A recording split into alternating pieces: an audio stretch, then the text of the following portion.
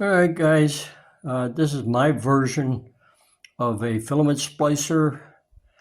I've seen a bunch of them on the internet. I've tried a few, wasn't very satisfied. This one here is kind of a semi-automatic, just made out of a bunch of parts I've had laying around the basement, parts and materials. I've used Lexan for the blocks for the filament. That doesn't melt so easy, so the heat doesn't bother it. I've made the soldering iron. I've flattened the tip of it, and I've kept the slot as narrow as possible. And I've made the soldering iron so that it actually drops down in the slot and locks. As I'm pushing the filament through, I can trip it, kick it up out of the way, push both ends of the filament, and hold it for a few seconds, and away it goes. This seems to work really well.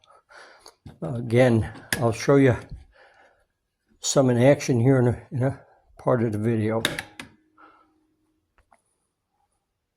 Okay, we're going to try to join a couple pieces of filament, a piece of yellow, a piece of black, so you have some contrast, see the joint.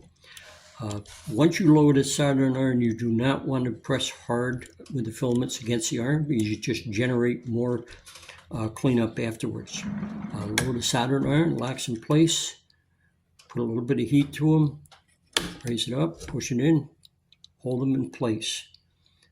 You should probably keep them there, hold them in place for probably 30 seconds. For this demonstration, we'll probably only do 10 or 15 seconds, but you do definitely want to kind of keep them together. You will have to clean that filament up after you're done because the tube that it goes in has got very tight tolerances. So here we'll raise it out. There's the joint. It's a pretty good joint, but it will require a little bit of cleanup. So that's my version of a semi-automatic filament splicer. It does work pretty good, but like everything else, practice makes perfect.